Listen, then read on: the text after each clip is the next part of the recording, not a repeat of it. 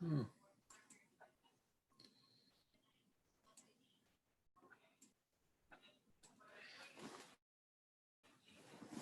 Hey, Charles, how are you doing? I'm good. How are you? Oh, just super unbelievable. Just having Great. a yeah, we had our family from Minneapolis staying with us because they were scared. Yeah, well, The I could see that, you know. yeah, they lived in Edina. Hey, Gary. Hi, Gary. They lived in Edina, which is just south of Minneapolis, and there were sirens going every night. So they Yeah, just I used to live a stone's throw away from Ferguson, yes, which had some, really bad riots in and St. stuff. Louis. Yeah, yeah. Yeah, yeah. That was yeah, it's quite a scene. How's Gary doing? Good. How are you Oh, doing? awesome. Well, I just doing fabulous. So there's Kevin. Hi, Kevin. So, did you, Gary? Who's due for a dream that we haven't discussed? Maybe why don't you, Gary? I don't. Who is next? I don't. I remember. Yeah. Well, go ahead. Anybody? Well, I have one Yeah. Go ahead, already Charles. ready to go. Yeah. Right. Let's go, man. This was a really interesting dream, and Hey, Kevin. what made what was really striking to it, and what made me really jump up and write it down was a particular image that I have drawn. But I'll go ahead reading it. I'm with my cousin in his basement, which is where I spent a lot of time as a kid. And we were like best friends when we were kids. Mhm. So I'm in his basement with him. And we have to do work for his mother, like garden work or landscaping. And I'm walking through the basement and I see a plastic tub that I pick up or inspect to see if it's empty. And a liquid splashes out of it, kind of gets all over the place. At first, I think it's water, but after a moment, I realize that it's mercury. Wow. I freak out and immediately go to the bathroom to wash it off for me. And then my cousin, I got it on my hands and face, and my cousin got it on his face too. I asked him if he could wash my face off for me, but he just washes his hands and face and then just leaves. I get really mad at him that he didn't help me out. And I'm also angry at my grandfather because apparently the bucket of mercury belonged to him. I start washing my hands and my face, but the sink is really small and it's hard to wash myself in. And eventually I realize it's going to be really hard to wash myself if I don't take, I kind of noticed that I have this plastic wrap all over my hands and wrists and face. Wow. And I'm like, well, it's going to be hard to wash myself if I don't remove this. And as I'm removing it from my face, I think to myself, well, I guess people now are going to see that I'm transgender. And I'm taking the plastic wrap kind of like off my face and I'm peeling it up off my neck. And it's like I'm peeling it up and it's like around my face. And I look at myself in the mirror. And this is my crude drawing of what I saw, basically. My face was very wide, big, wide cheekbones, big, dark, black eyes, and I was completely white, pale, with like this kind of wet paste substance covering the whole of my face. And I looked kind of alien, yet at the same time, I was like, I look kind of like my ex-girlfriend. And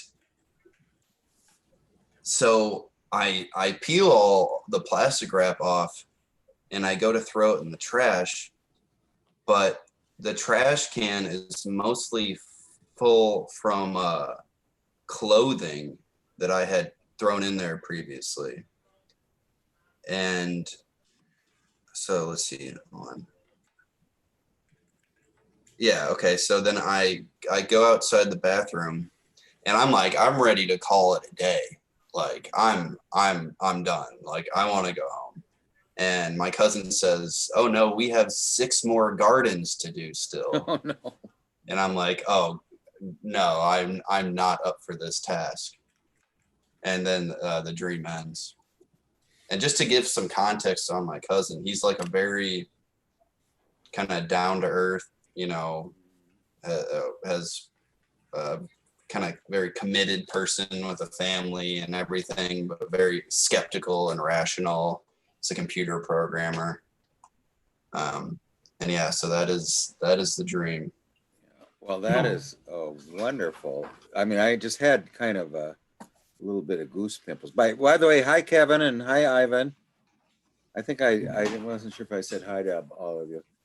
But anyway, so this has got so many images that are very powerful in it. Your cousin is it your mother's It's my sibling?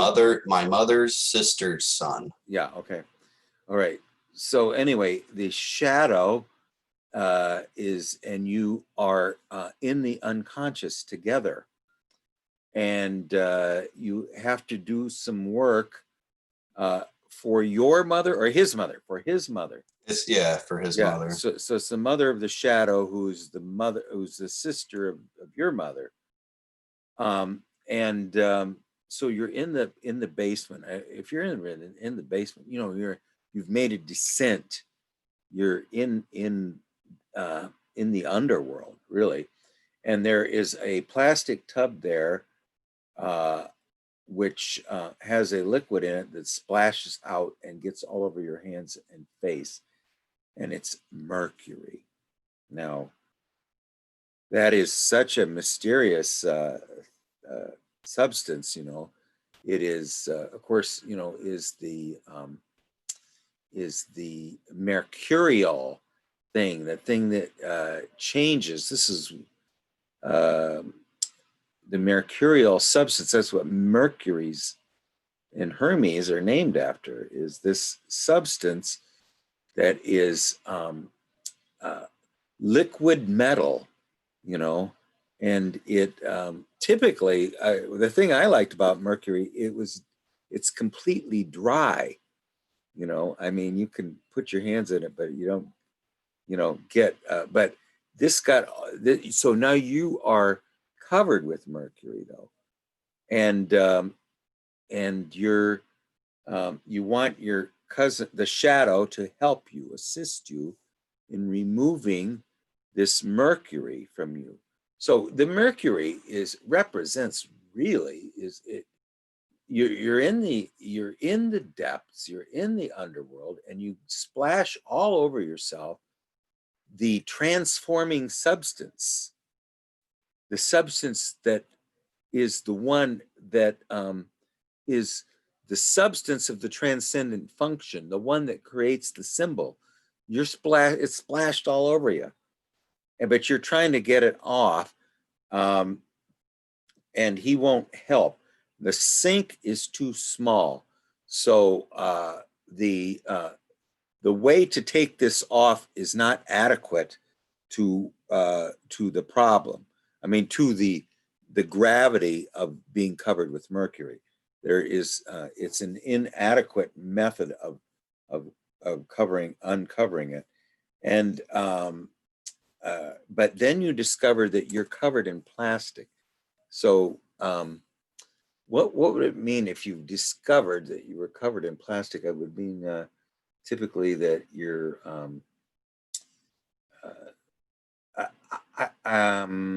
let's see, it's just that your skin isn't natural. There's something artificial about your skin. You know, how did it get on there in the first place? You know, I mean, there's something artificial about your skin. You know, maybe I always used to say I wasn't comfortable in my own skin. Well, my skin is artificial. you know, and that may be one of the reasons it's could be something to do with why I was splashed all over with mercury. I mean, this is the crisis of the dream, is that you were splashed all over with the transforming substance in the depths with the shadow. Okay. Then now you are possibly are going to be discovered that you are you possess both genders, or you are related to both genders, as Hermes is. Hermes Aphrodite, you know, he is the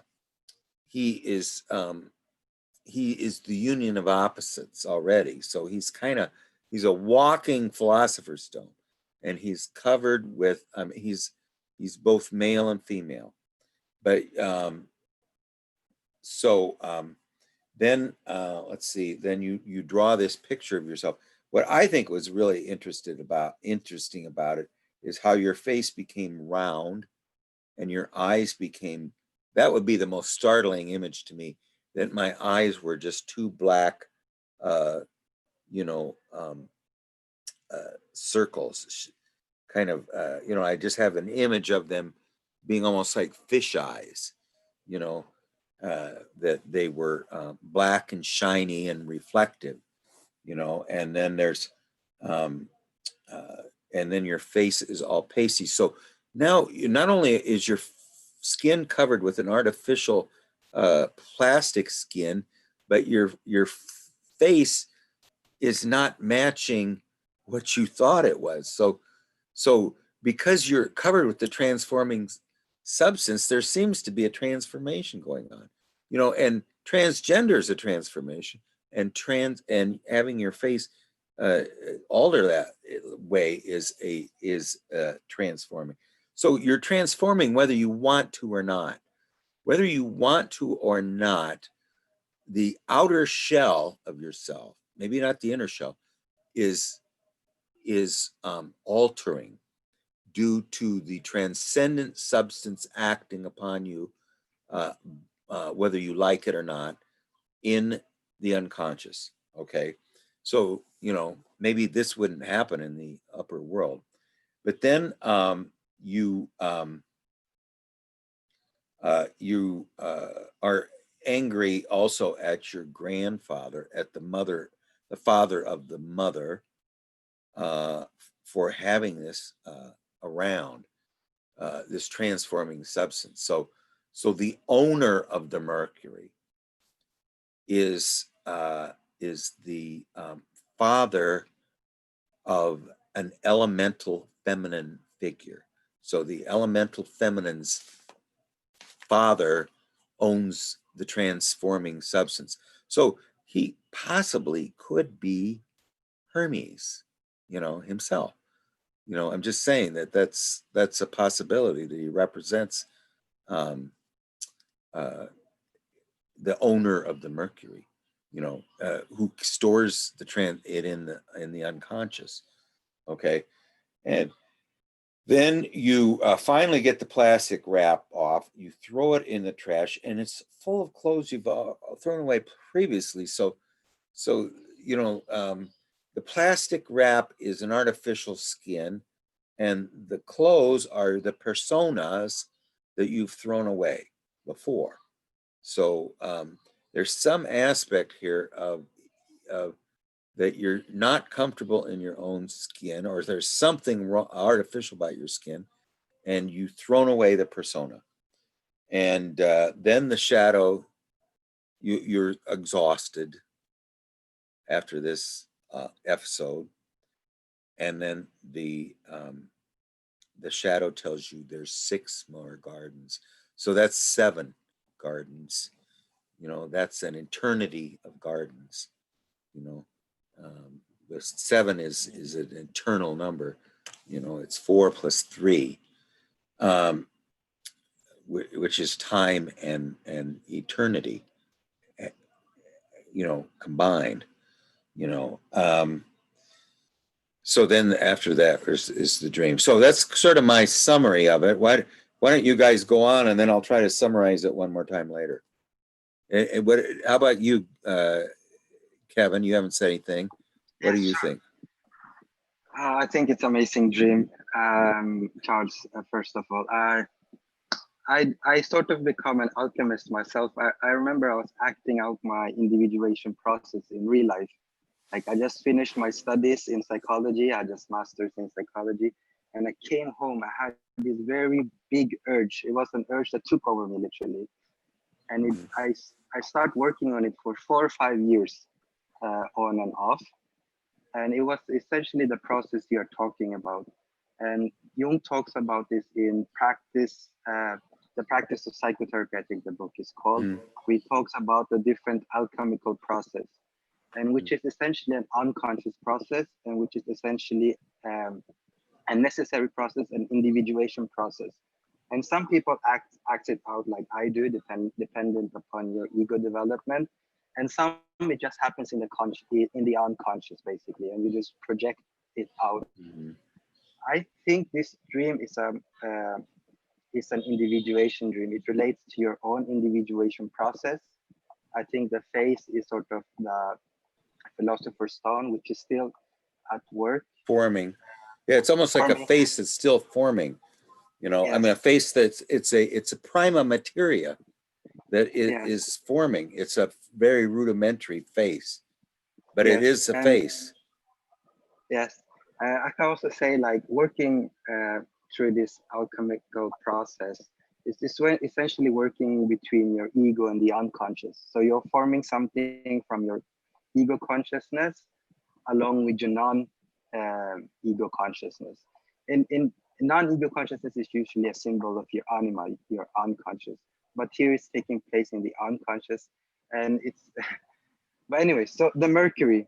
The Mercury is essentially the symbol of your unconscious. You're working with an unconscious substance. The Mercury is both the beginning, the middle, and the end, depending. It's all three of them. You know, it starts the process, and it is the process, and it is the goal. Yeah, that's a wonderful image. Yes, and so you're working with this unconscious substance, and which essentially has to go through different transformation. I think that's also the 7 garden or the 6 garden left. You know, yes, you have 7 alchemical transformation, you have 7 metals, and you have 7 hell, you have 7 heaven, and you can go on and on with the number 7. But essentially, it's an alchemical process. So what does it mean? Essentially, it's towards becoming whole. And in terms of plastic, I don't know if you have worked with mercury before, but mercury can also be poisonous, at least if you ingest it. So I don't know if you have some experience of that, and that's why so you have to be careful in the process, because because mercury is also the symbol of Hermes or Mercury, and the god Mercury, and they carry a staff, the caduceus, and which is both the healing and poisonous. You know, it carries the union of opposite, the staff. And so working with Mercury, working towards your individuation process is not only towards becoming whole, you know, undivided, but during the process, it could also be poisonous. It can literally, you know, at times individuation process is just so strong that you must swallow the whole ego. It can lead to psychosis, essentially. So in many ways, like, yeah, so I think the dream talks about your inner transformation. It's an individuation process dream, and you're working with the unconscious, which is still in its mercurial stage. And I think your grandfather is probably the wise old man, which is essentially a connection with the self, which also, carries. Sorry. Oh no, I just said that's very good. Yeah. But it's not so much to the dream, like, yeah. Well, I know. I mean, and you know, one thing, Charles, I just read somebody, or Jung was saying that when someone has so much dream material coming out, they've got they're sitting on top of a volcano. You know, there's a huge pressure there, and sometimes one thing I was wondering too is where the feminine is, you know, in this. You got the mothers and the mother and her sister, And I think also, as Kevin said, maybe the gardens are a feminine aspect. And of course, the unconscious itself is feminine. How about you, Ivan, and then maybe Gary, and then Kevin, and then Charles? What do you maybe say something? What was your feeling in the dream when you actually saw your face beneath the wrap? Yeah. Complete and total shock. I was like, I mean, my eyes were as big and wide open, you know, as the image. I was like, what the heck am I looking at? It was, and that's what made me write the dream down instantly. I just remember that image just popped in my mind. I was like, holy crap, I need to write this down. that freaked me out. Yeah, that is a wonderful. I mean, those big black eyes were the ones that caught me. Plus the round and white pasty face. But go ahead. I'm sorry. Oh, so was it a shock because it was an alien face or because it was a stranger's face? It seemed very like alien, but and I meant it seriously, that it reminded me of my ex-girlfriend's face. And it being tied in with like, oh, since I was taking this wrap off and I guess revealing my face or taking something off my face, you know, having the notion of like people are going to see that I'm transgender now. Like that was the thought. So it seemed very feminine, but alien and baby-like to a degree. Because But her face is like your girlfriend. That's also that transgender. But sorry, Ivan.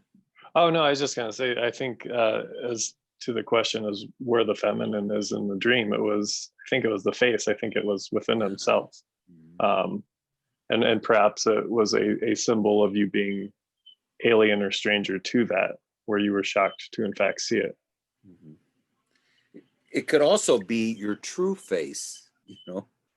I mean, this could be your inner self is looking at you, you know, and your the fact that you're finally confronting face to face your unconscious after you've been doused in mercury in the underworld, and then you look in the mirror and you see this face.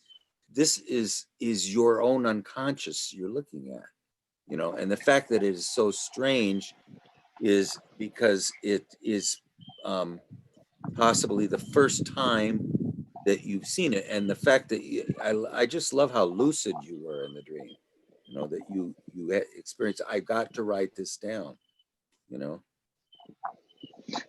How about Sorry. How about you, Gary? What do you think? Well, I thought it was interesting that, you know, first off, his cousin really didn't think it was necessary to wipe any of this off. Like maybe the transform was necessary for the task. And then also that, you know, even after all the change, the cousin's like, okay, let's go do the other gardens now, which, you know, we have. And so like, to him, this was almost expected and like, no, this is part of the task. So it's like you have a transformation, and that transformation is maybe necessary for the task. That's all I have. I you actually guys are think that's a pretty really thorough. interesting point, because the person that the unconscious chose as a symbol for that was like, he's someone that will work like 60-hour work weeks and stuff. He's working all the time. And I'm someone that's like, you know, like right now, I'm like, thank God it's Friday. I don't have to work the next 2 days.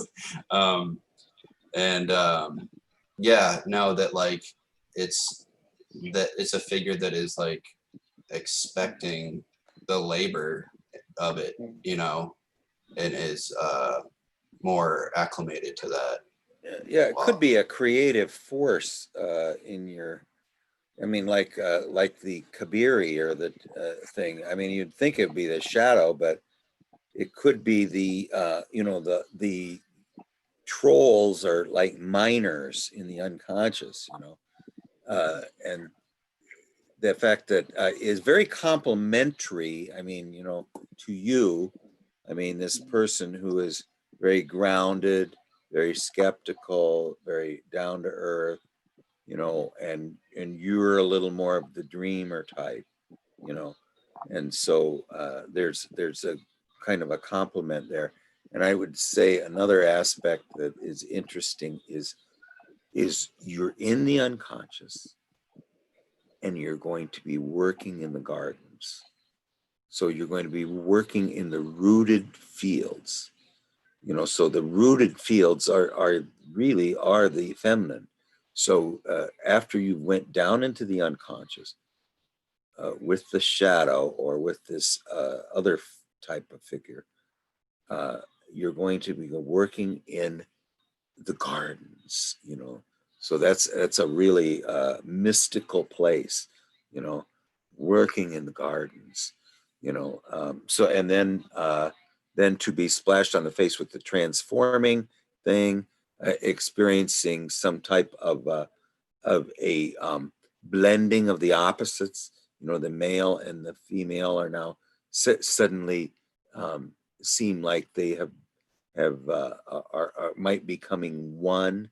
You know, I would say that the primary thing I would take away from this dream, and it's not the primary thing because I want to mull it over. I mean, this is I really mull these over, but is the brood on them, you know, is the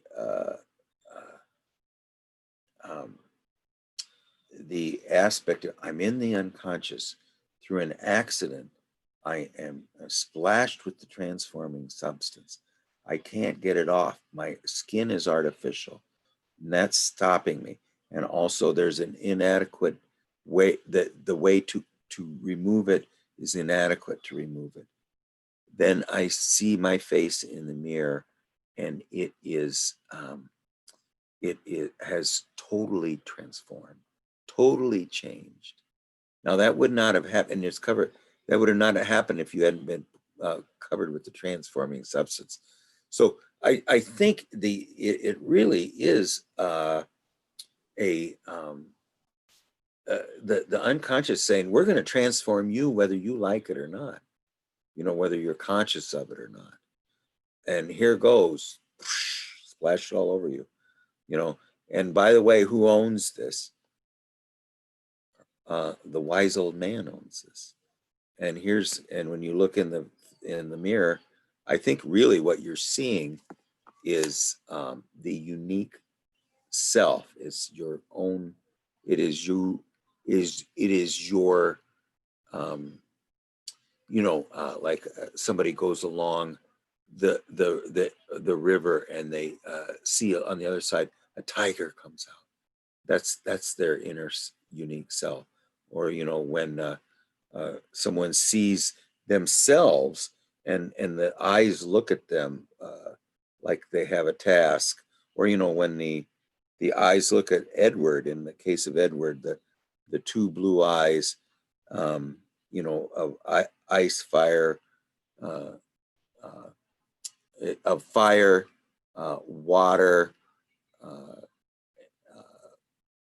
let's see, wind and ice. You know, so I mean, it really, I think what we're seeing in the mirror is this frightening image of the greater self, you know, that we maybe see for the first time, and it's always startling. Well, anyway, does anyone ever have any other concluding? Now, I'm going to think about this one for a long time. I tell you, I love your drawing, by the way. Oh, thank you. Yeah, I just wanted to. Oh no, you can go ahead, Kevin. No, that's fine, Charlie. No, you go.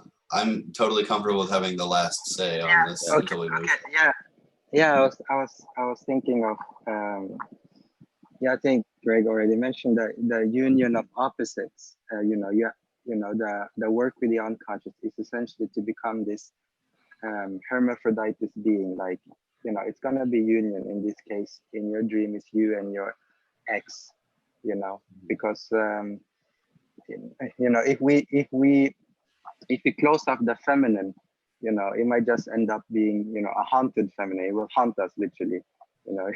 And so, but for me, I was interested that your description of the eye. Do you remember any description of the eye when you saw into it?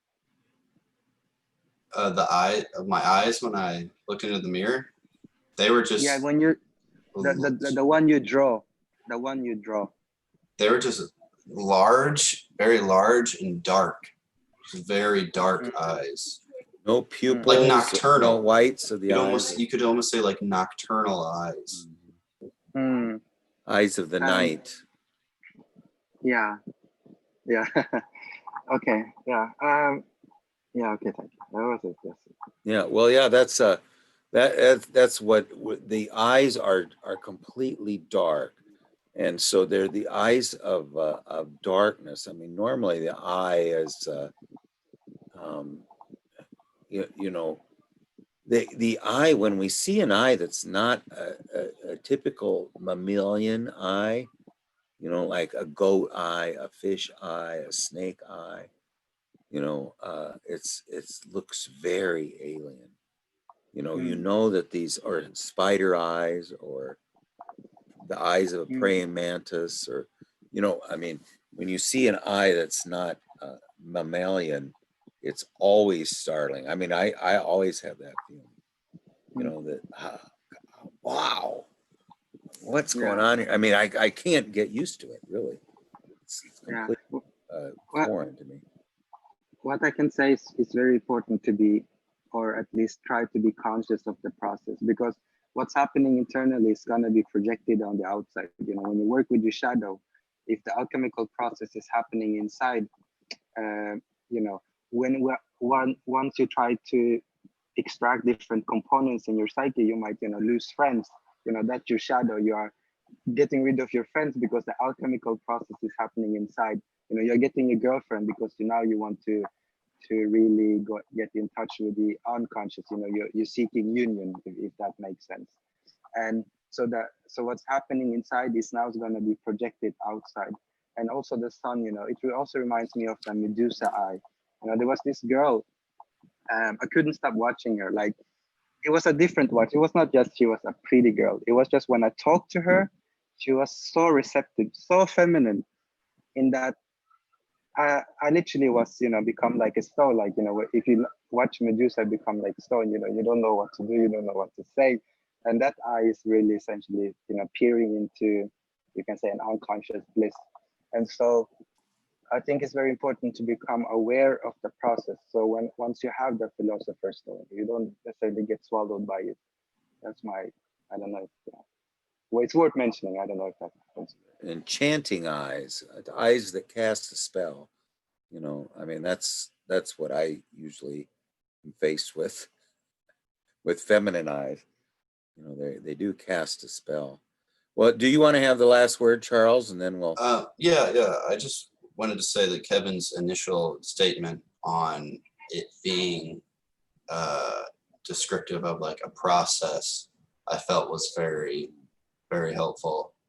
And it really does seem like it is a dream, kind of like describing, like, you know, the great work or whatever you like to call it. And that, you know, I have the idea of I have 6 more gardens to go. I have this semi-baby like face. I'm in this still in an early process, or early stages of it rather. And I wanted to, one thing I thought was like, so one thing that the Mercury, its effect on me, I had to peel something away. I had to peel away this artificial layer, a non-natural layer, which to me, it's the way I put it is like, it's something that the ego cooked up along the way. Yes. You know, and it's like, it's forcing me to get rid of that. And in the process of removing this like a layer of insulation, I would say, almost. That's when I see myself, in a non-ego kind of way, like in a way that comes from that. Maybe it's like I see myself how the unconscious sees me. You're peeling away your artificial mask, Right. your artificial skin, which I loved you saying that it was something the ego thought up. You know? Yeah. And I'll tell you, just your words, just while you were talking, just made me dizzy, because it is so beautiful. I mean, really, it is. I mean, Thank you. Well, I mean, I was just absolutely kind of almost feeling a little vertigo, because it's so you know what always intrigues me about is how surprising it is. Not only surprising, but so deep, you know. It just has a depth in it that is just stupefying. Yeah, I feel like this is a dream that, the way I put it, came from a very far away place. They had to put a lot of postage stamps on this thing for it to get to me. No, that's beautiful. And it was, man, I don't know. It was like the other side. I call the unconscious the other side, because of its nature of it being inhabited by autonomous conscious things. So it's like a place where things are living, and they're like, well, maybe if we show him what he looks like, he'll really pay attention to this, because it's going to freak him out. You're a formless being with eyes with no personality in them yet. I mean, there's no uniqueness in these eyes. You know, they're just these forms. So there's an aspect there of it's the prima materia. This is the negredo, the stuff that's the formless void, you know, that now requires an ordering aspect of it, you know, to be like there's like earthly garden work that has to be done. Well, do you see how that all fits in together? This is kind of like incredible. Well, it's kind of like what the leaf cutting ant. It has to have all the parts in it before to carry the image, you know. Well, that's one I'm really going to be thinking about. Now, how about, does anybody else have a dream? Kevin or Ivan or Gary, or want to volunteer? Go ahead. I got more than one. If you want me to go again, but if no one has a dream, I would like to ask Gary if he has had any more progress on his one dream about the bus and the mini, like, little van with like the black cube thing, because that dream was really interesting, and I was curious if you had made any more progress on it. Yeah, boy, that's a tough one. I've had some pretty strange dreams, but I don't know if they relate to that or not. Good question. Yeah, well, the cube, now that was a wonderful, wonderful dream. The one about, it was almost like the this energy, you know, it was just a very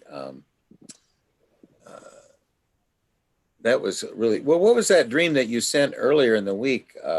My R-rated dream? Yes. Yeah. Let's see. That was a strange one. Okay, so I'm lying in bed with a lover that I knew in college, and we've just finished making love. She tells me that she currently has 5 lovers, but plans on cutting back to 3. I thought I was the only one, and I'm sad that she'll have less time for me. And then she tells me I did not make the cut, that I will not be one of the 3. Yeah, that's pretty bad, huh? I wonder what I did wrong. I asked her if we could have one more try, and she says, no, the decision's final. Wow. Yeah, yeah, but I mean, that's just rude, you know? Well, yeah, yeah, it is. It's such first of all, this is the anima speaking to us. So it's our soul Mm, speaking to us. And in Animarjula, before, if you don't haven't assimilated the shadow, then the anima and the shadow get married. And so they're carrying on a relationship even if you aren't. So if you're not if the anima is not ready for you, and she's going to have a relationship with multiple shadow aspects of yourself, then there is uh, there's an aspect. I think what I would want to do to begin with is to talk to those shadow aspects, right. and try to integrate them or assimilate them somehow. There's if you can assimilate the shadow aspects of you, then the anima is now going to relate only to you. Although I think I loved your statement today about the aspect of the emotional, the relatedness. See, now this is something I've been really trying to do in active imagination, is to experience relatedness. And like today, I just had this crazily coherent active imagination. It was the first one I had that was just and I was almost in tears later because it was so coherent. And I just very thankful to the whoever sent me that. But okay, I would guess the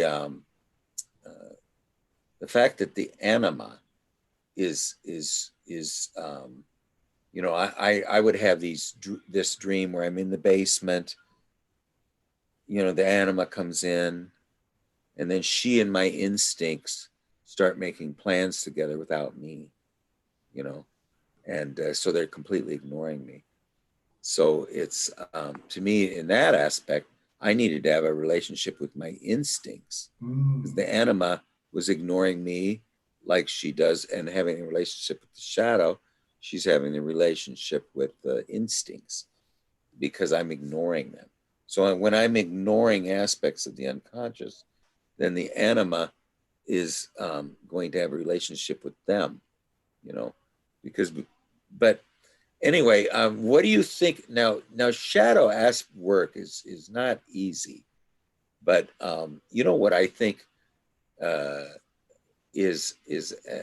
aspect of shadow work is if it is to face everything in your life that was extremely difficult and extremely painful and is leaving a lingering wound, even if you're ignoring it.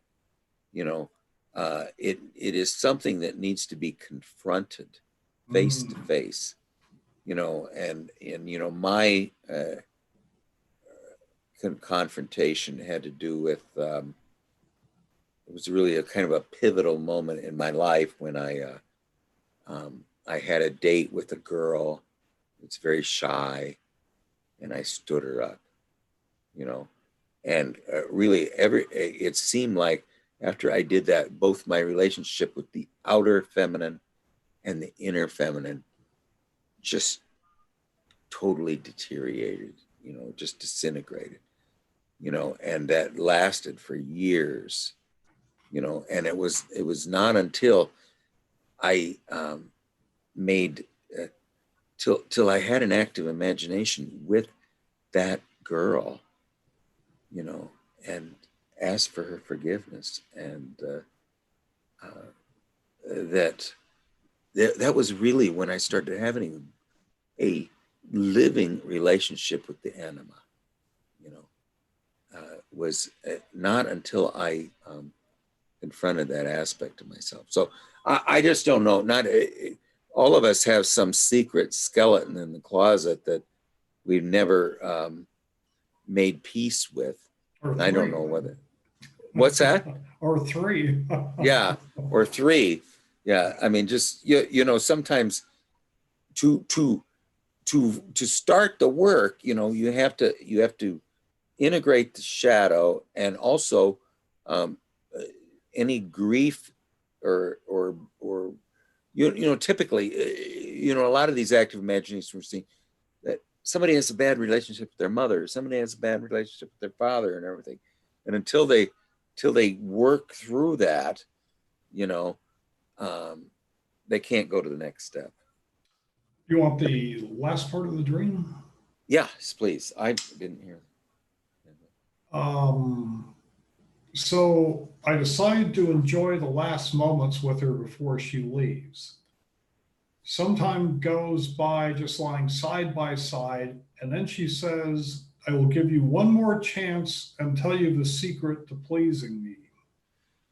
She then goes into a detailed alchemical description of how our vital juices must come together with the changes and transforms that must happen at the various stages. She's very animated and excited as she describes the process. And I just wonder how the heck anyone could control this process. Yeah, that was what you rendered in the dream or afterwards? Um, all I remember in the dream is like, how would you possibly do it? You know, and I think I woke up and thought, you know, and I had a couple things that followed, you know, like, what? You know, Yeah, not well, the sort of dream you want to have. she's playing hard to get, you know. Well, I would say, first of all, any dream is one that you want to have because it's what we need to hear. And the fact that it's challenging initially, you know, like I used to, when I get bad I Ching hexagrams, I'd feel really down, you know.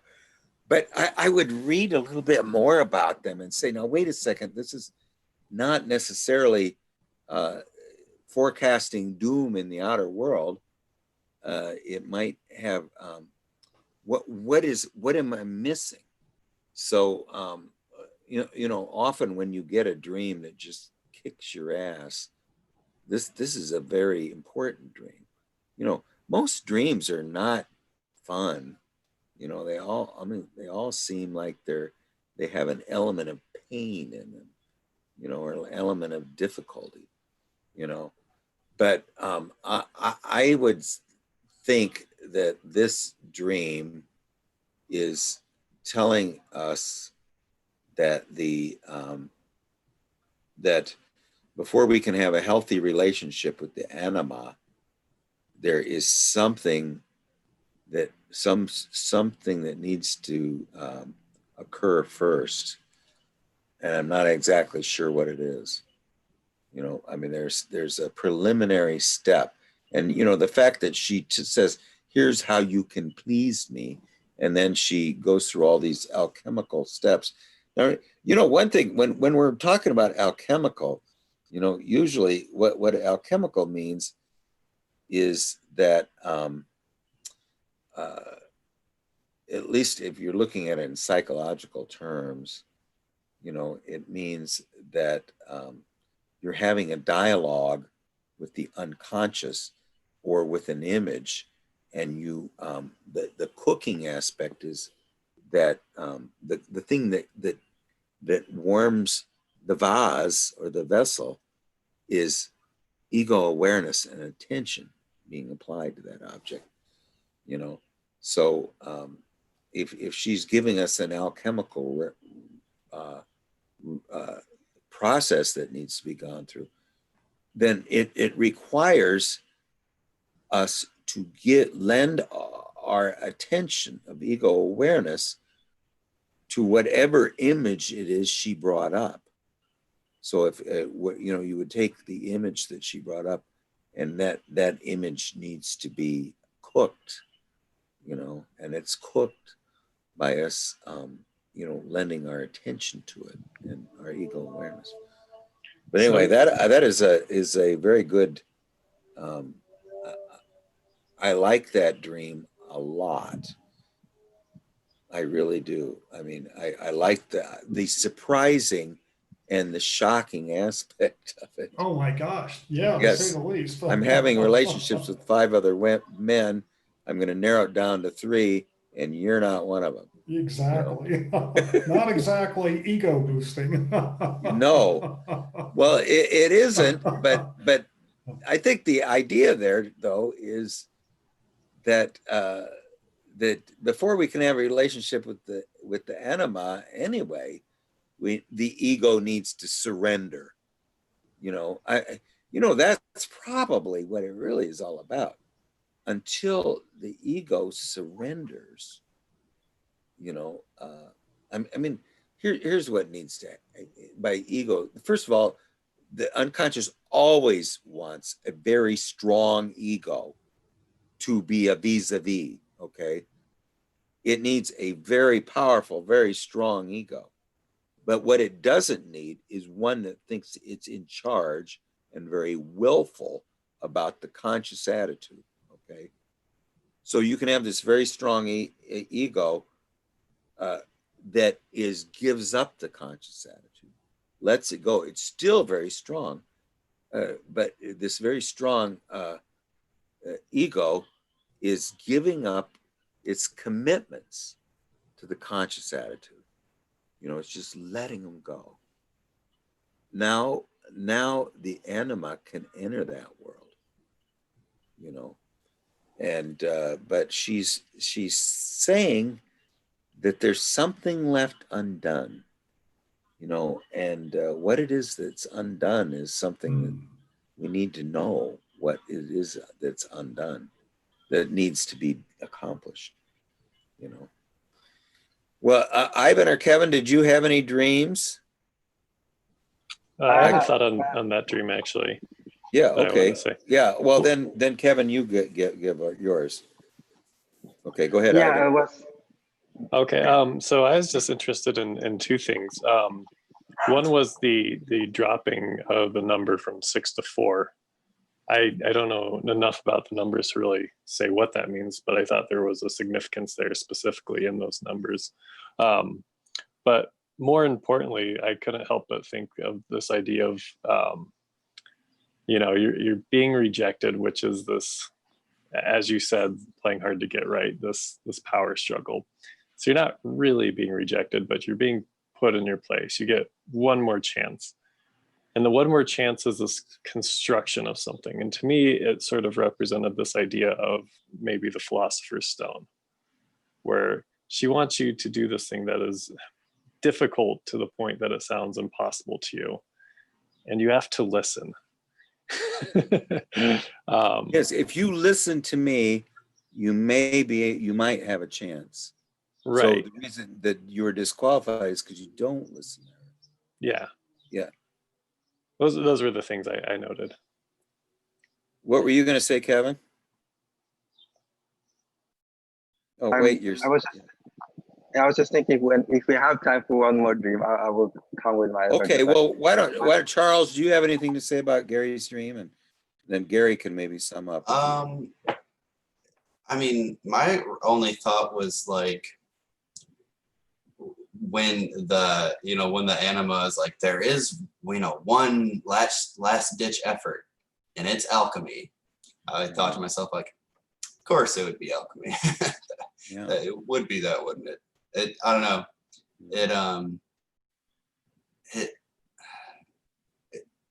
I don't really. I almost want to use the words typical or cliche, but not in any sort of demeaning way. But it's like the way to have this relationship with the anima, it would be an inner process, but yeah, that's quite a ego blow type of dream too. That would not be pleasant to wake up to. It's a good poison, though. Right, there's right. bad poisons and good poisons, and this is a good poison. you know, when we're bitten by the snake, that's a good poison because it actually weakens the ego, you know, and allows the transformation to occur. As long as the ego is so willful and strong, the transformation can occur. Do you have any final thoughts on it, Gary? I like that dream a lot. Yeah, I don't think it's ever going to be one of my favorites, but Well, I know, but it is, even if it isn't a favorite, I think it'll grow on you. I think well, that you're going to find the redeeming aspect in it if you mull it over long enough. yeah, I mean, you know, the idea that, you know, the anima is maybe, you know, married to the shadows, and that I need to figure out what those shadows are. And, you know, and the things that Ivan said on that, you know, I've got some things to think about. Yeah. So Six is 2 3s, and 4 is, so 2 3s are two male conscious attitudes, and a 4 is the feminine number. Right. Yeah.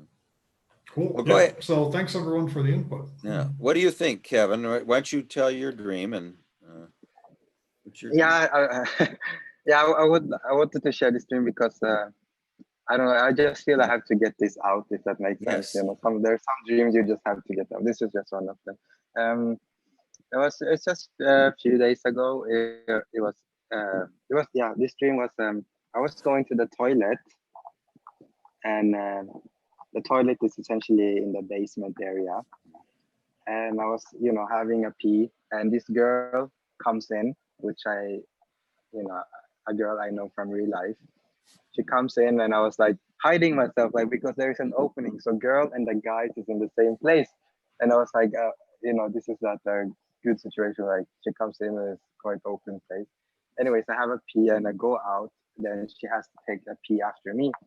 And then we go into the classroom and we sit next to each other. And so our teacher was Michael Jackson. Michael Jackson was teaching us 2 times. And our third teacher, which I think was a substitute for that is really supposed to be our third teacher. And but before the third teacher come, is that me and this girl sitting next to each other. Yeah, we were having this conversation. She just realized that it was in the wrong time, and perhaps she was not supposed to be there. And she was like somewhat disappointed. She could be with her boyfriend at home dancing. And I was like, yeah, you're gonna have a classroom there as well. And she started laughing. But then our third teacher come, and this third teacher was this image somewhat fascinates me. And it was a white lady without a face. So she comes, and she was supposed to be our teacher. So a lady in white dress without any face, basically, without any head. She comes towards, and once I see her, you know, the background changes totally black, and you just see her white, and white dress moving towards the class. Well, that's I'm going to sum it up like it's a fairy tale to start out with. Okay, when we're going to the toilet, or, you know, anything to do with that kind of relieving ourselves, it's an instinctive act of there's an instinctual process going on, and it happens in the basement, in the unconscious.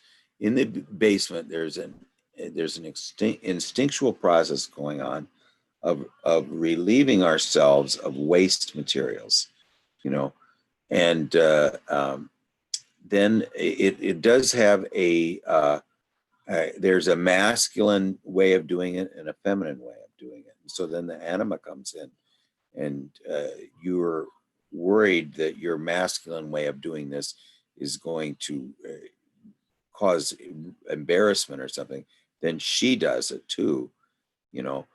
Okay, so there's the anima and the ego are engaging with the instincts in the lower world. Then they meet together in the place of learning, and they're sitting in the place of learning. And the first two classes are taught by an androgynous teacher, a teacher that is, is somewhat of a sexless being, or one that's doesn't really, whose gender is not the most important part. They have very feminine aspects and they're nominally masculine. Okay, so the first two are in the first two courses are taught by a okay, we've left the unconscious with the anima. There was something that was instinctual and grounding that occurred there. I mean, relieving ourselves is very grounding. And we come out of the unconscious, we go into the place of learning, and there comes the sort of the hermaphroditic figure.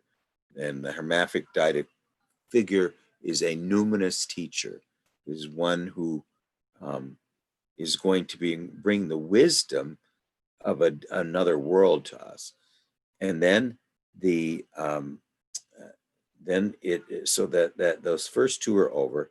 Now the culminating one is with the third teacher, and the anima is not sure if she wants to stay around for the third one. Is that correct? She wants to go home and Yeah, she was like, I think she was just there for the real teacher to come. She looked like a Turkish girl. She asked us to draw a house, but then she seemed to lose control of the class. Then the real teacher came, which was the white lady. Well, the lady in white, is that what you mean? A lady in white who appears not to have a head. So she is a the anima without the intellect. So it's without the thinking function. The thinking function in the anima is completely missing. What's your Myers-Briggs is it INTP. INTP? Okay, so you're a thinking person. Your dominant is thinking. Introverted thinking. Yeah, your dominant is thinking, and your auxiliary is intuition. Yeah. And so she is the anima without any thinking function at all. And so she is the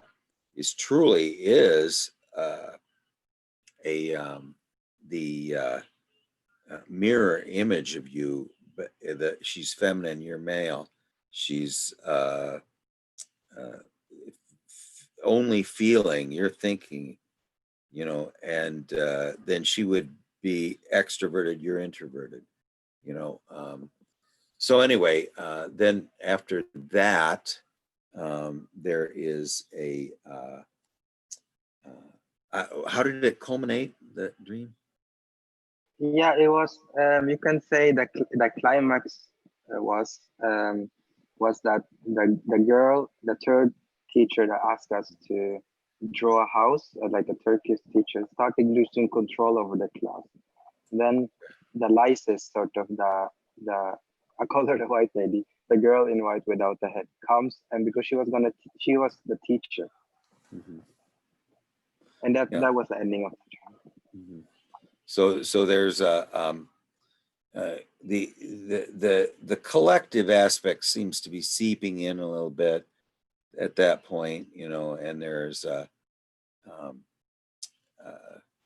don't know, it sort of ends. I don't think there's a clear ending, but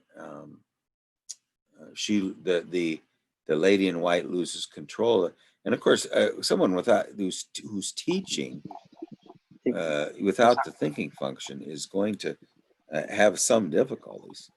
Yes, She's it all. wasn't. Sorry, Greg. It wasn't the white lady that lost control. It was the one before her.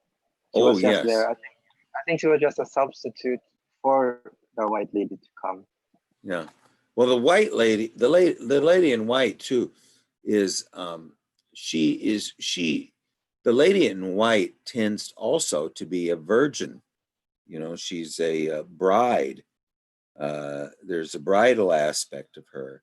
So she's one that is not yet, um, you know, she's an innocent feminine type with no thinking function, you know, so she's that's what I would see, other than the shocking fact that she doesn't have a head is a little off-putting, but Yeah. so what, you know. Well, anyway, I would say that my if I was going to sum that dream up, I would say that well, there's two anima aspects. You know, there's the girl, the Turkish girl, who you shared a moment of grounding. I mean, anytime you have some kind of a bodily function thing happen, it's very grounding. You're in the body, and you're having this in the body experience in the unconscious, both of you together participating in it. Then you come out to the place of learning, and in the place of learning, there are two very strange teachers. One is is hermaphroditic, and the other one is a woman without a head, who's a virgin or a bride, you know. And so I guess my thing on that would be that that the place of learning for me doesn't seem very. It seems to me the place of learning after the grounding exercise is, other than if Michael Jackson was effective, I don't think the woman in white is sounds like she's very effective.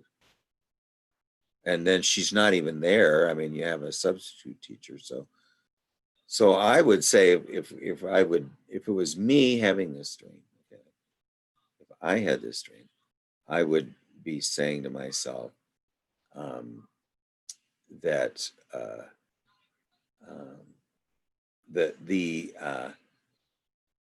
there is a disconnect between my instinctual life and my intellectual life, you know, and my intellectual life has a very odd aspect to it, and my instinctive life is seems to be a little more real than my conscious intellect life, you know. I just don't know how to phrase that. Does anybody else have any comments? Yeah, Gary? I've got one. I mean, you know, first off, you do have this meeting with you know, the feminine aspect in the basement, and you both go to a place of learning. And then Michael Jackson, I mean, the thing that Michael Jackson really brought was movement. You know, you know, Yes. he was, you know, very much a choreographed performer. And then the white woman, who you said was also known to be a wise woman, but doesn't have a head. And so to me, that's saying, well, okay, you know, there's learning to be done here, but it's not, you know, it's not of the intellect, and it's something that, you know, that you need for, you know, to work with this anima that you're bringing up from the basement, and it's not intellectual, and maybe it has something, you know, and maybe movement is a part of it. So, you know, I guess it's just saying that in order for you to sort of graduate from this place of learning, it's not an intellectual endeavor. And there's some other parts in this that would tell you what it is that we just haven't picked up on. But yeah, That's so kinda good, what I Gary. thought. That's way better than what I was coming up with. I mean, that the place of learning is a place of movement and wisdom without a head. You know, and actually, if you state it in those terms, wisdom without a head, it's Sophia. You know, I mean, it's and she's dressed in white, so it's the higher aspect of the good mother. You know, there's that's and she's so in both cases, these are very good teachers. I was thinking they were very odd teachers, but Gary points to that out that those are very good teachers. The first one is teaching the lyric movements of the body, and the second one is is Sophia, who's teaching wisdom without a head. You know, and that's wonderful. You know, I say the more you work on these, the more beautiful they become. That's beautiful. And it could be, like sometimes it's like there's this whole idea of like moving the thinking function from the head to the heart. And maybe that's what the woman in white was, especially if it's a Sophia representation. The white aspect is something like the dove's feathers. Go ahead. I have from Gary's last comment. That's actually what I have been doing these days. I've been moving my thinking function into my heart through meditation, through heart chakra, opening my heart chakra, which I somewhat believe is is where the divine is situated. And so I have literally put my conscious awareness into the heart chakra and just stay there and just go in. I don't know. Yeah, I like to do that, but I don't really like feeling my heart muscle. Yeah, I mean, I usually feel the buzz right here, in the pineal gland, and I try to move it down in the heart. But what I've been doing is having dialogues with the heart, and talking with the heart. It's said that the soul and the ego, or whoever it's uniting with in the unconscious, they're both informed by the heart. So that, I mean, they both have the same informing wisdom, and that's the heart. And the heart is not only the source of the blood, but it's the source of love, of bringing together, and it's also the heart. The metaphor of the heart is where all life came from, and I think the heart aspect is where life originates. Yeah, because I've been thinking about that. Like, you mentioned heart muscle. I've been thinking about. I feel my heart, but I don't think the feeling comes from my physical heart. That's a feeling of my soul, I think. And I don't know, but we even in Jungian psychology, whether religion or anything, it always goes back to somewhat the spirit resides in the soul.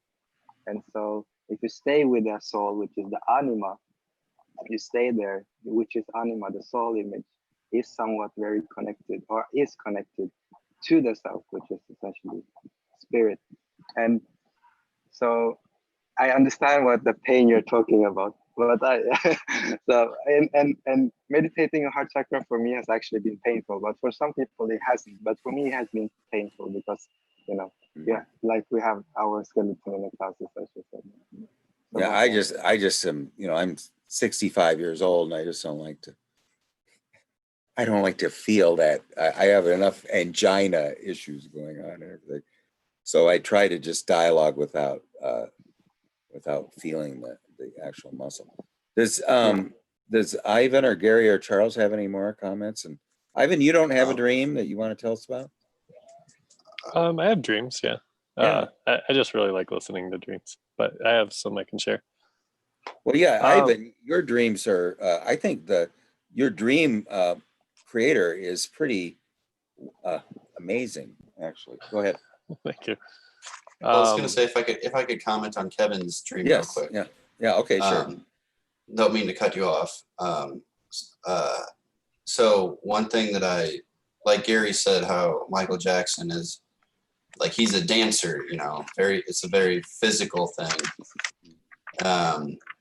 Kevin, I remember you talking about a dream or sharing a dream where you were doing martial arts with that girl, and then later you ended up teaching a group of people. And I thought that was just a really interesting connection. That apparently, like the relationship with the anima, maybe in your case, is this has to do with physical bodily expression. Yeah, Um, I do martial arts, and I used to do a lot of it before. And I also used to dance Michael Jackson for several years, like for 8 years when I was younger. I stopped with it, but I used to dance like that's what I did. It was fun. He's a okay, special interesting. figure for you. Yeah, he's a special figure, and it's funny because when I talk about Michael Jackson, I remember this girl. She told me, when you talk about Michael Jackson, you talk about as you know him, because I spent so much time with the image of before when I was younger, not now, like what I was saying. Yeah. Well, okay, Ivan, do you want to get us a dream here? sure. Yeah. So this dream's very futuristic. I feel like I'm almost in like an episode of Star Trek or something. So I live in this apartment, and it has this giant window, like theater size, like projection screen window. And I can look out the window and I can see where I work, and it's across this bay, and it's at night. There's a full moon, and there's this big stone bridge that goes across to this kind of castle looking building, and this is where I work. And in my dream, I'm getting dressed up. I'm looking really nice because I have some opportunity ahead of myself that I'm getting prepared for. So I'm putting on like a really nice button up shirt. I'm wearing red with what am I wearing? Black pants. I'm really feeling really proud of how I'm looking. And so then the dream, I kind of bounce around in the time frame of the dream. I'm not quite sure where things line up, but I'm in some virtual reality game, except and I'm following like a really well-respected colleague in the game. This is part of the opportunity. Like I'm kind of shadowing him, doing what he's doing. But it's not actually like I'm wearing a headset. I'm actually like floating, and I can jump really high and kind of bounce around, and things feel unreal. But as I'm going through this, I'm realizing that in the game, there are real consequences that can occur. And I'm mostly just messing him up as we're going. And so I'm finding it kind of frustrating because I'm realizing that everything I'm doing is just negatively impacting my teammate. So then later in this game, I find out that there's an emerging evil presence that we must destroy, not as a game, but in real life. And that's the purpose of this game, is to destroy this evil presence. And this colleague has been sent in to go and defeat this evil presence. And so suddenly I'm at work, and we're all talking about how this guy, Greg, this colleague in my dream, is this great hero. And he seemingly has been successful in defeating this evil, and we're all kind of celebrating him. And then it's the next day, and we realize that he's died, and it's a great tragedy. And I'm suddenly at this office now, and they're like, there's a group of us in a room, and we're looking at some screen, and they already have a tribute video made for Greg. Like really kind of cheesy one, right? Like they already kind of expected him to go, is kind of the idea here. And so I realized at this point, and I don't know, so sorry, some things got kind of fuzzy in the stream, but there are 6 to 8 what things to do there are 6 to 8 why things to do, and there are 6 to 8 how things to do. And the what things have already happened. And the how things, he was the last one to do something with the how things, whatever that means, and he failed. So there are only 6 to 8 why things left. And so in this while we're watching this video of this tribute of him, someone remarks that I'm going to be the next one up. And I'm feeling very frightened because I'm realizing that these people are heroes, but they're really kind of cannon fodder. No one really has any possibility of defeating this evil. You are just kind of the next one up to be sacrificed. And there are just 6 to 8 things left to go before this evil kind of takes everything over. But then we see on this video screen that the next person up is not me. It's actually like, so we see a photo of someone on a bus. He's kind of short and he's dark, unshaven. He's throwing coffee beans in the air. He doesn't look very like he has much money or anything like that. He looks serious. He has dark hair, and he's in his 40s, and he has a child with him. And at that point, I wake up. Okay. Well, one thing about Jung said that the psyche is always pregnant with the future, so this is kind of and he said that was his proof against people think consciousness is in the brain is because the dreams always have a future aspect to them that the brain wouldn't know, but anyway, there's the giant window that you look out onto where you work. There's a great opportunity. You're getting ready for a great opportunity. So something is going to happen that's going to be very momentous. It's a game, and you're with a respected colleague, somewhat of a mentor, and you keep messing him up. And then there is, let's see, what is it? The colleague is a great hero. And so his colleague that's showing me is the same one who's the great hero. Yes, he's a great hero. He seemingly defeats the evil that needs to be defeated. But then there's an anticlimax the next morning because he's dead, so he didn't defeat the great evil, he was defeated by the great evil. And this great evil seemingly is insurmountable because the next person up is just going to be cannon fodder for it. And that might be you, and so that this task is not necessarily is one that is going to be very difficult. If the great hero couldn't do it, then how can you do it?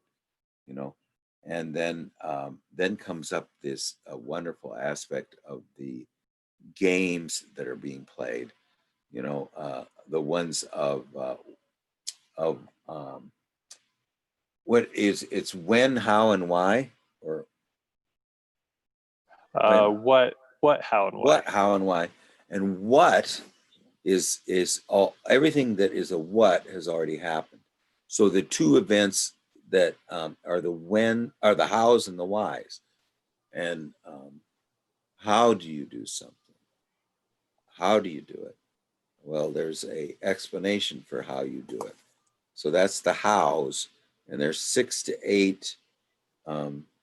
There's 6 to 8 of each, and all the whats have happened, and that last one was the last how. So we're only down to the whys.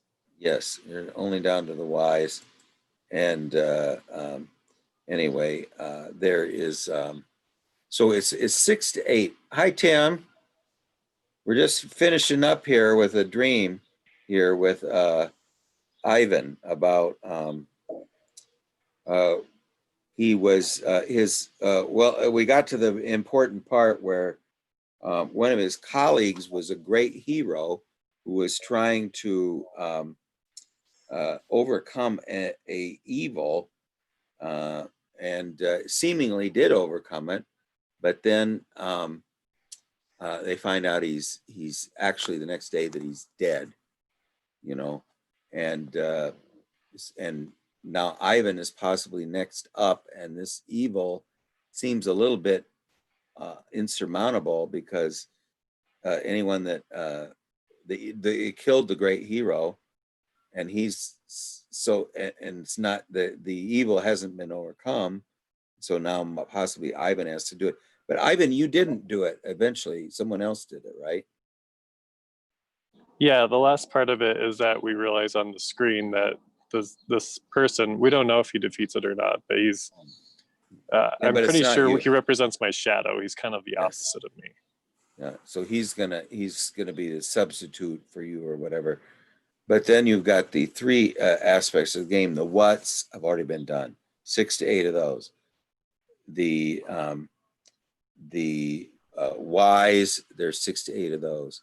Why would be, to me, a intuitive word, you know, and how would be a sensate word, and what would be a thinking word.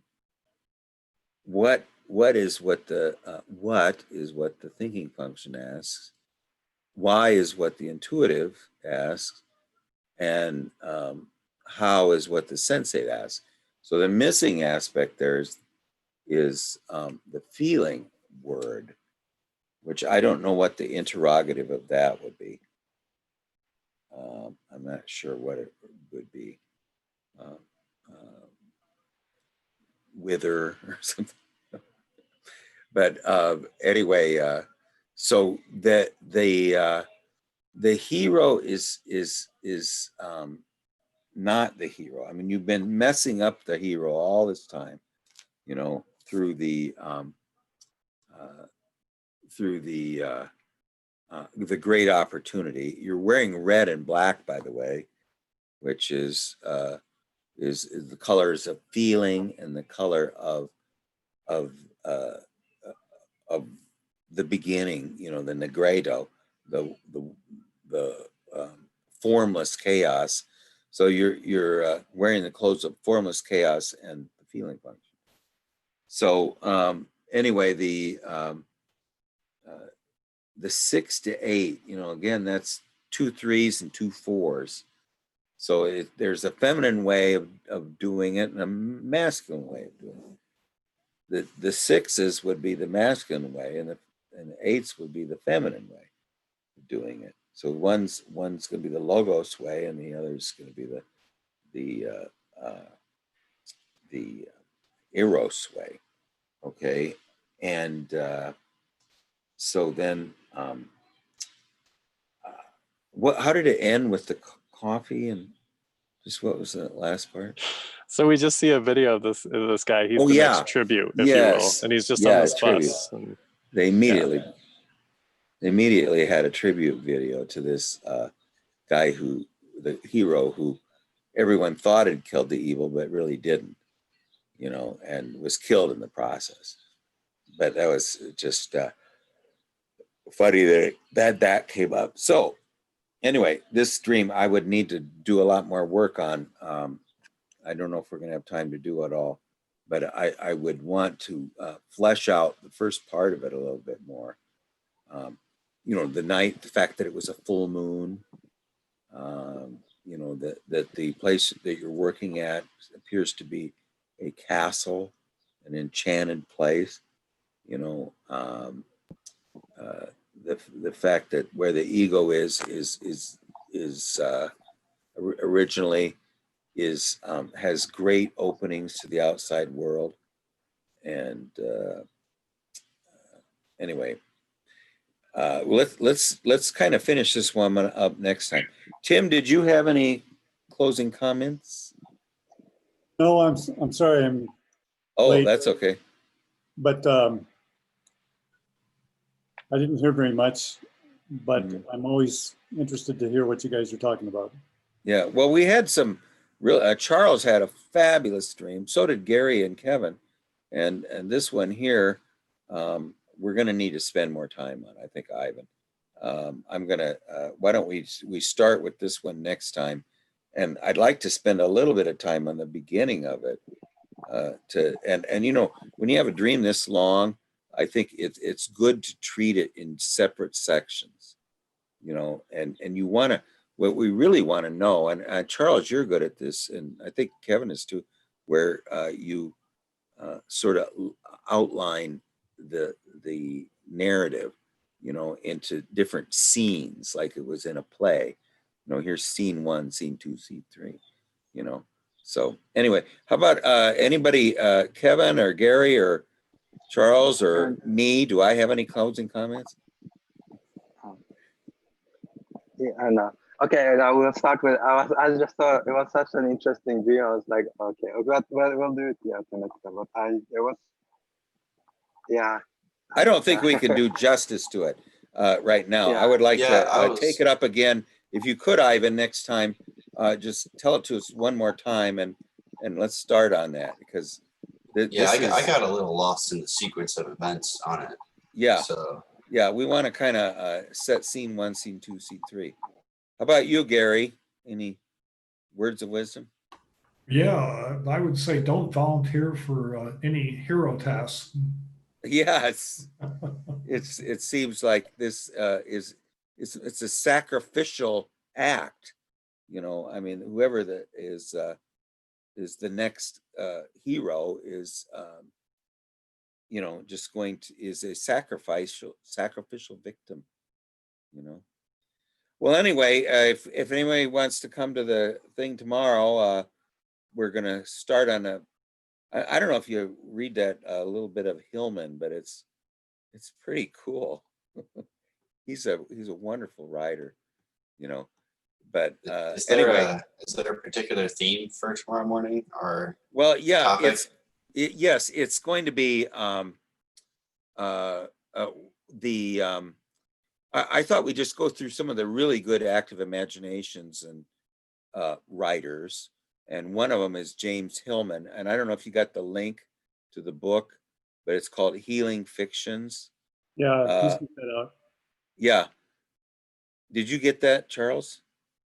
I don't know. I'll text it to you, but don't worry about it. I mean, we'll spend a couple sessions on it, and I'll just start off talking about it. But I mean, you're going to, first of all, the person, one of the persons who reviewed this said that you can tell that James Hillman, when he's talking about the imaginal world, has spent an unbelievable amount of time there.